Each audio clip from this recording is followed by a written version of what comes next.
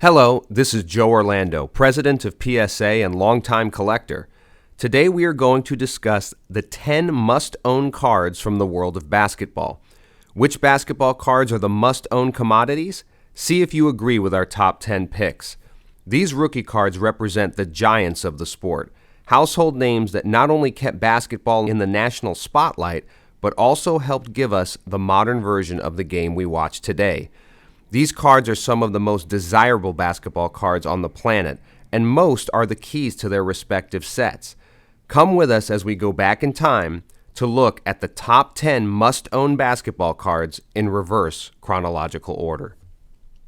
Up first on the list, the 1996 Topps Chrome number 138 Kobe Bryant.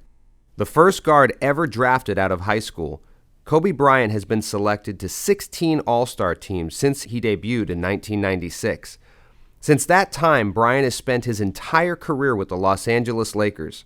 Bryant, who was named the league's MVP in 2008, has won 5 NBA championships. Recently, Bryant passed Michael Jordan on the all-time scoring list as well, to move into third place behind Kareem Abdul-Jabbar and Karl Malone. This rookie card is condition sensitive by modern standards due to its design, with the borders and surface revealing wear fairly easily. Up next, the 1986 Fleer number 57 Michael Jordan. Arguably the greatest basketball player in the history of the NBA, Michael Jordan was named NBA Finals MVP in each of his 6 NBA Finals championship seasons. He was also named the regular season MVP a total of 5 times. The list of accolades goes on and on. This is the most recognizable basketball card and the most important modern card from any sport in the entire hobby. The most heavily counterfeited card in the trading card world, this card is susceptible to chipping and edge wear due to the multicolored borders. You may also encounter what some collectors refer to as fisheyes in the dark background, which are a form of print defects. Next up on the list, the 1980 Topps Larry Bird Magic Johnson rookie. Household names in the 1980s, Larry Bird and Magic Johnson had a competitive fire between them that started in college and lasted throughout their professional careers. With 8 NBA Finals championships between them, Bird was inducted into the Basketball Hall of Fame in 1998 and Magic in 2002.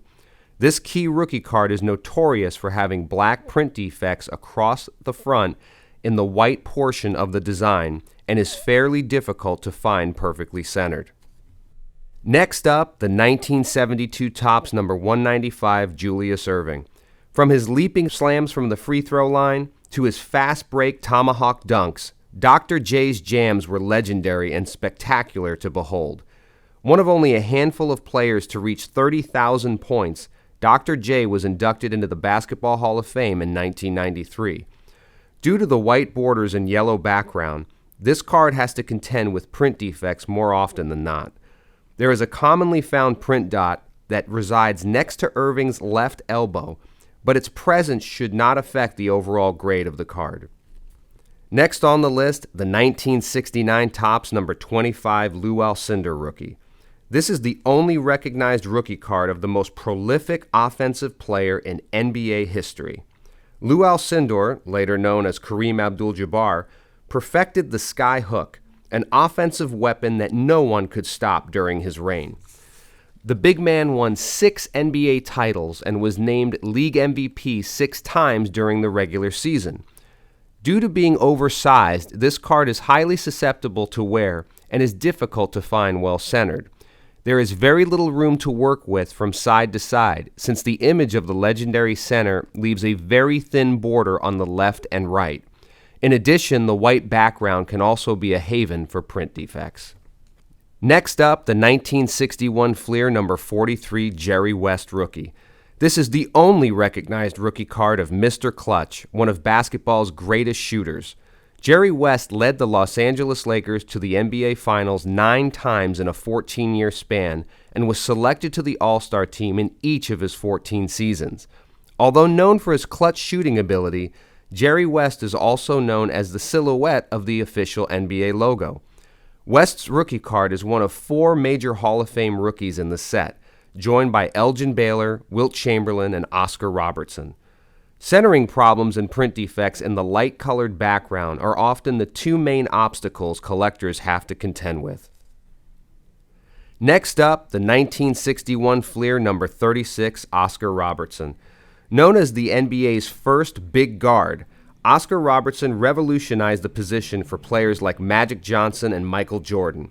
He is the only player in history to average a triple-double over the course of an entire year, which occurred during the 1961-62 season. The Big O was inducted into the Basketball Hall of Fame in 1980 and named to the 50 greatest players in history list in 1996. This is the only recognized Oscar Robertson rookie, and it is one of only 4 major keys to the set.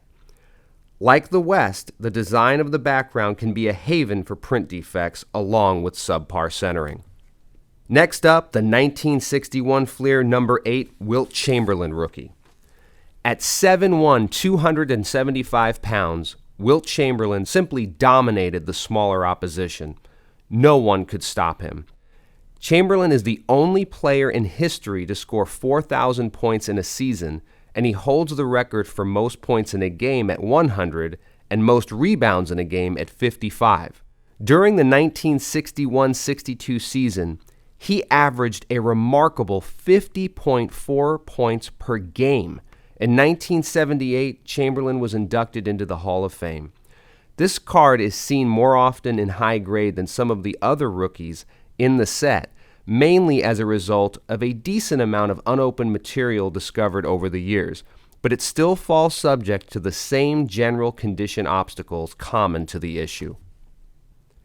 Next on the list, the 1957 Topps number 77 Bill Russell. This is the only recognized rookie of the NBA's biggest winner. This is also the key to the 1957 Topps set, one of the toughest and most important basketball issues ever produced. In 13 seasons with the Boston Celtics, Bill Russell won 11 championships. While Russell led the league in rebounding 4 times, Russell's focus on defense changed the way fans define star players, making defensive play an art. This rookie card is extremely difficult in high grade, with poor centering and print defects wreaking havoc on the card. Of all the card issues on this list, the 1957 Topps basketball cards, in general, have proven to be the most challenging to find in high grade, as the production quality was simply very inconsistent that particular year. Finally, at number 1, the 1948 Bowman number 69 George Mikan. This card is the king of the basketball card trading hobby, often described as the T206 Honus Wagner of basketball cards. George Mikan is more responsible than any player of his generation for making basketball a nationally recognized sport. Mikan was such a dominant influence on basketball that he forced the NCAA to outlaw goaltending, which was also adopted by the professional leagues. He caused the NBA to widen the lane from 6 to 12 feet in order to limit Mikan's presence under opponents' baskets. He forced the introduction of the shot clock in response to the Fort Wayne Pistons' strategy of keeping the ball away from Mikan, thus preserving the lead and win. Like most 1948 Bowmans, these cards are often found off-center with different degrees of toning along the edges on some of the cards, making it somewhat tough to locate an example with outstanding eye appeal. Well, there you have it. Our top 10 must-own basketball cards. We hope you have enjoyed this quick tour through 6 decades of basketball card production. This is Joe Orlando signing off. See you next time.